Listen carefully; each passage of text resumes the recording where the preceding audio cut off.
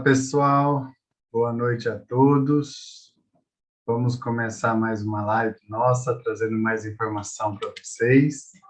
Espero que estejam todos bem. E aqui vamos continuar com a nossa informação, toda nossa live semanal, trazendo informação para todo mundo e que vocês consigam aí, com essas informações, com esses pouco que eu posso transmitir a vocês, ter uma qualidade de vida um pouco melhor, ok? Vamos... Hoje a gente vai falar de uma síndrome importante, continuando os assuntos do Setembro Amarelo, em doenças mentais. Então, a gente resolveu hoje falar um pouquinho sobre síndrome de burnout, né? É uma síndrome muito comum, né? Porém pouco falada. Quem já teve, claro que sabe, mas é de extrema gravidade, né? E por isso que a gente vai entrar falando com vocês um pouquinho sobre ela hoje, trazendo mais informação, trazendo mais prevenção e como o que vocês podem fazer aí para evitar, para tratar e até desconfiar que vocês estão com essa síndrome.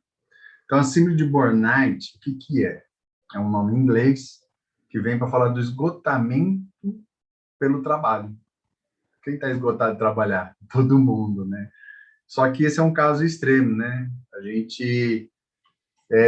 Quando a gente fala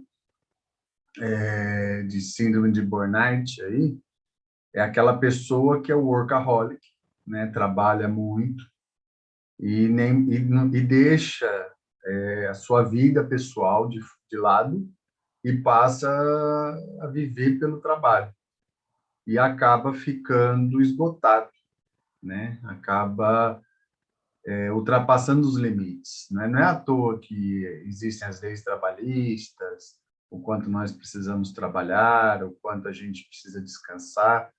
Isso tudo existem estudos em cima disso que a gente acaba deixando de lado, né?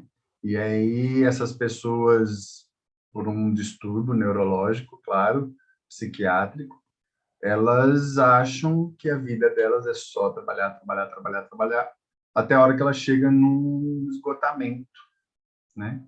Elas se esgotam. Então, esse esgotamento é o que a gente chama de síndrome de burnout.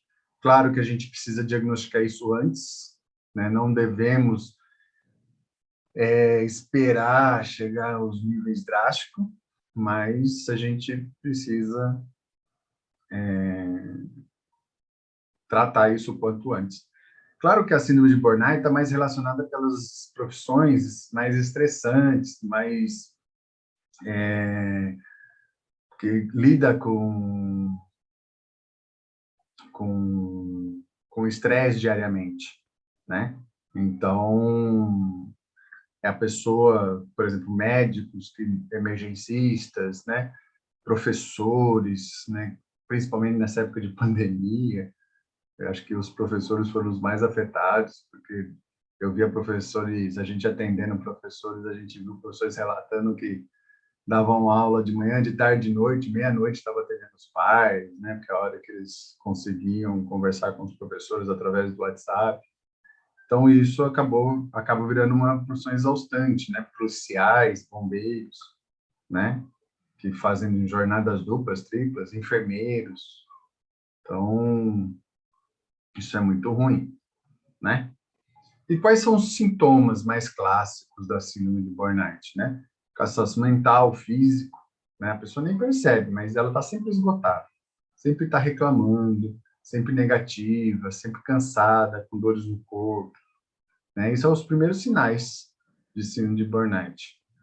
Insônia, dificuldade de concentração, irritabilidade, agressiva, né? lapsos de memória, começam a ter lapsos, né? Também baixa estima, acha que é aquela pessoa que não trabalha com prazer e trabalha muito, mas muito mesmo, tá ok? Então essa é os primeiros sintomas que uma pessoa que tem, né, síndrome de burnout. O que essa pessoa precisa? É uma pessoa que precisa de descanso, né? A primeira coisa que ela precisa é identificar que ela está exausta, que ela precisa conversar no trabalho dela, que ela precisa se afastar. Ela vai ficar doente, ela vai se afastar de qualquer jeito. Então, a hora que ela identifica isso, é a hora de ela conversar no trabalho dela, ela mudar o estilo de trabalho. Não adianta só ela pedir um descanso no trabalho. Ela pegar um descanso no trabalho e voltar com os mesmos problemas, com o mesmo ritmo, ela vai chegar no mesmo lugar, né? Então, não adianta, né? Não adianta mesmo você simplesmente pedir um afastamento. Você precisa mudar o seu estilo de trabalho, o seu estilo de vida, a sua rotina, tá ok?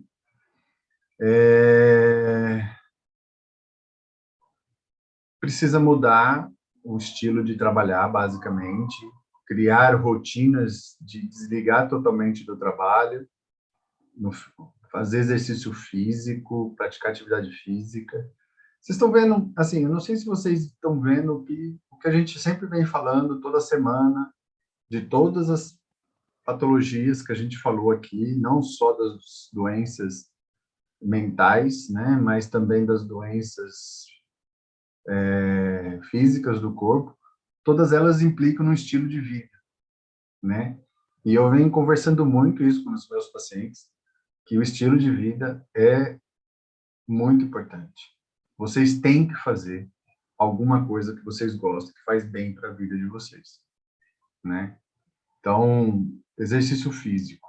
Quando a gente fala de exercício físico, você tem que encontrar um exercício físico que você goste, que você consiga fazer ele normalmente, diariamente. Você tenha prazer de fazer. Assim como o trabalho tem que ser prazeroso, o seu exercício físico também precisa ser muito prazeroso, tá? Então, tem gente, conheço grandes profissionais que viraram grandes atletas, exatamente por isso, que precisaram mudar o estilo de vida e aí se encontram num esporte e viram grandes atletas. Vocês precisam disso, mudar o estilo de vida. O que vocês estão fazendo? Quem está se toda semana eu recebo mensagem, doutor, aquela live, eu me identifiquei, parecia que o senhor estava falando comigo e tal. É porque, gente, vocês precisam mudar. Tem que mudar. Ou muda, ou vai sofrer as consequências. Se mudar, já vai sofrer. Então, vamos mudar da maneira mais tranquila que podemos, né? De um jeito mais tranquilo, certo? E quais são as fases da síndrome de burnout? Então, é aquela pessoa que necessita de uma aprovação perante a sociedade, ela deixa de lado as suas atividades pessoais, recalque de conflitos, né? Sempre está se metendo em conflito, em brigas, né? Seus valores estão deturpados, né? Acham que ter dinheiro é alguma coisa. Não, às vezes precisa ser feliz, a gente precisa ter qualidade de vida, né? E qualidade de vida para cada um é diferente. Por isso que a gente não determina uma regra do que é qualidade de vida. Então, você precisa ver.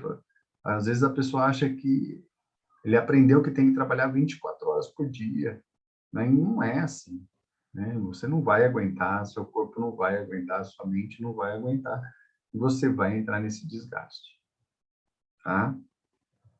Vai se afastando das pessoas cada vez mais, mudança de comportamento, né? Até chegar uma despersonalização total da pessoa, onde nem os familiares mais a reconhecem, e aí é onde ela está totalmente impregnada na doença, né? Vamos ver o que mais. Quem tiver dúvida, pode ir mandando perguntas, a gente vai responder. Existem 3 componentes básicos da síndrome de burnout, né? A exaustão emocional, a despersonalização da pessoa, né? Então, ela perde aquelas características dela anteriores, e a realização profissional. Tudo isso é pela realização profissional dela. Então, ela faz tudo pelo trabalho, que ela quer ser reconhecida no trabalho, acaba esquecendo a outra parte. Isso não é legal. Tá ok? E aí, como eu identifico isso? É aquilo que eu falei, distúrbio de sono, estresse, dores de cabeça, dores musculares, né? Muito cansado, alteração de humor, dificuldade de concentração. Mas assim, gente, eu estou falando aqui, eu tenho certeza que você que está aí do outro lado deve estar, não, eu tenho isso com certeza. Não, casos extremos, né? Hoje a gente está vivendo na medicina uma época onde as pessoas começam a caracterizar as doenças, tem um sintoma da doença e já fala, não, eu tenho essa doença. Não, não é assim, tá? A síndrome de burnout é aquela pessoa que ela chega ao esgotamento mesmo. Eu já vi pessoas desmaiarem no serviço por trabalhando, né? Ó, tem uma pessoa aqui perguntando, a Gisele. Gisele sempre participando. Diferença entre síndrome de burnout e síndrome do pânico. Síndrome do pânico é aquela síndrome que você não consegue mais sair de casa, né? Você não consegue mais fazer nada, você tem medo de mexer com uma faca que você acha que vai cortar a mão, né? Isso é síndrome do pânico, né? Você está dentro de casa sozinho, você tem medo, pensando que tem alguém te perseguindo, né? Síndrome do pânico é um pouquinho diferente. Síndrome de burnout, não. É um estresse físico secundário ao trabalho, né? O excesso de trabalho, mais especificamente aquela pessoa que trabalha 16, 20 horas por dia, dorme 3, 4 horinhas e está trabalhando. Esquece família, esquece filhos, esquece tudo. Isso vive para o trabalho. Isso é síndrome de burnout, Gisele. Então, espero que eu tenha te respondido aí essa perguntinha que você fez e muito obrigado. E como que a gente trata a síndrome de burnout, né? Muito simples, né? Mas também simples para quem está do lado de fora, mas para quem está dentro é difícil. Então, primeira coisa, a pessoa tem que reconhecer, como toda doença, a pessoa tem que reconhecer que está com aquele problema, né? Tem que assumir, primeira coisa, e querer ser tratada. A partir do momento que ela quer ser tratada, ótimo, ela vai procurar ajuda. As especialidades que tratam disso é a psiquiatria. Geralmente tem a ajuda do psicólogo, né, que vai fazer uma psicoterapia com a pessoa para ajudá-los nos pensamentos dela. Mas a maioria das vezes esses pacientes há necessidade de entrar com medicamentos. E aí, para entrar com medicamento, tem que ser o psiquiatra, o médico, tá ok? Bem, e aí, o que acaba acontecendo, né? Fora isso, a pessoa tem que reconhecer o que está errado no trabalho, mudar, né? Então, se a pessoa tem um trabalho, faz aquelas 8 horas de trabalho diário, ela tem que fazer os 8 horas de trabalho dela. Acabou aquelas 8 horas de trabalho, tem que fazer uma coisa que ela distraia. Tem muita gente, principalmente mulheres, né? Sai do trabalho, vem para casa, entra no trabalho de casa, aí entra no trabalho dos filhos. Então, isso vira um ciclo vicioso de trabalho. Muda o tipo de trabalho, mas ainda o trabalho acaba entrando no esgotamento, né? Isso também é uma síndrome de burnout. Vocês precisam mudar isso, né? Vocês precisam entrar num, num estilo de vida aonde você consiga entrar ter um tempo para você, para cuidar da sua vida, de você. Não é do seu filho, não é do seu marido, não é da sua mãe, do seu pai, não é de ninguém, é de você. Tá ok? Ó, tem uma outra perguntinha aqui, ó. Doutor, como diferenciar síndrome de burnout e depressão? Depressão é aquela pessoa negativa que não tem vontade de fazer nada. O burnout, ele faz tudo. Então, ele quer fazer tudo o tempo todo, está muito empolgado, ele quer trabalhar muito, ele trabalha muito. Então, o depressivo não. Ele quer ficar deitado, não quer fazer nada, não tem vontade. Tá ok? Então, é isso que a diferença aí de síndrome de burnout e depressão basicamente é essa, né? Tratamento para todos, né? Síndrome do pânico, depressão e burnout, mudar o estilo de vida. Você mudar o estilo de vida, você tratou 50% dessas doenças. Tá ok? Vamos ver o que mais tem mais pergunta aqui. Como que eu sei que eu tô com essa síndrome? Então, vamos lá, umas dicas de como que você vai perceber. Sentimentos negativos, pessimista, né? Mas aqueles negativos exagerados, né? Coisa simples, você acha que não vai dar certo, né? São pessoas que têm medo de tudo, né? Tem medo de sair de casa, né? Vergonha, né? Começa a sentir vergonha de tudo, né? Um pânico, raiva de forma exagerada, de uma situação simples, né? Essa semana eu atendi um rapaz que ele é motorista de ônibus, novo, 36 anos, e já afastado, usando drogas fortíssimas, porque ele se estressa quando eu virei para ele e falei assim, olha, ele está extremamente gordo, eu falei assim, você precisa emagrecer. Ele falou, como? Como que eu vou emagrecer, doutor? Não tem como, isso aqui deve ser um tumor. Então a pessoa fica estressada e começa a arrumar desculpas, sabe? Não reconhece nem que é a comida que está engordando ele. Então, é extremamente, a pessoa está paranoica, né?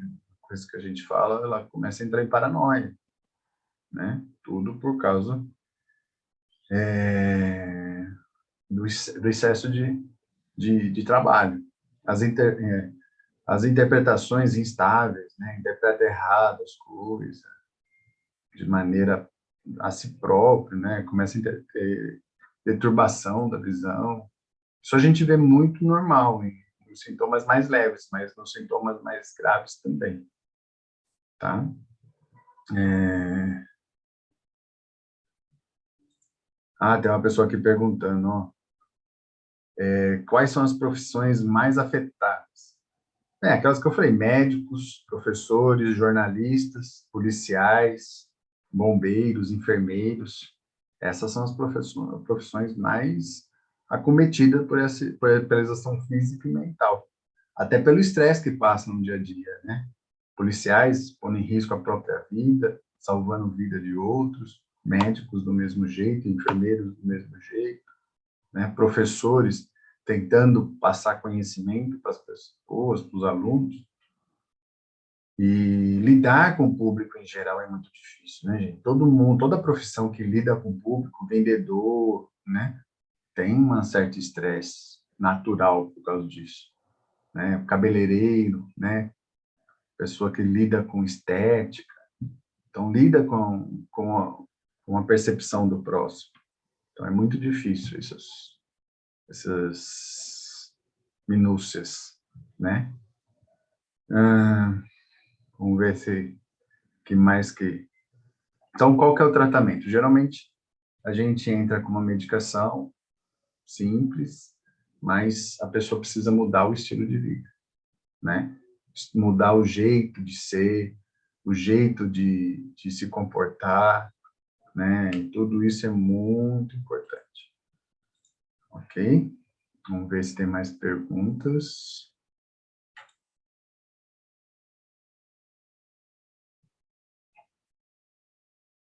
Diagnóstico. Estão me perguntando como faz o diagnóstico. Diagnóstico é clínico, gente, ou conversando com a pessoa, geralmente a pessoa vai no clínico falando que está exausta, tal, o clínico percebe que tem aquilo, encaminha a pessoa para um psiquiatra, o psiquiatra vai fazer uma conversa mais detalhada, e aí o clínico já avaliou, viu que não existe nenhuma doença orgânica, e a pessoa acaba entrando com o psiquiatra e vai para o psicólogo, e aí o tratamento é feito dessa maneira, tá? Mas exercício físico é muito bom para isso, e é necessário, tá?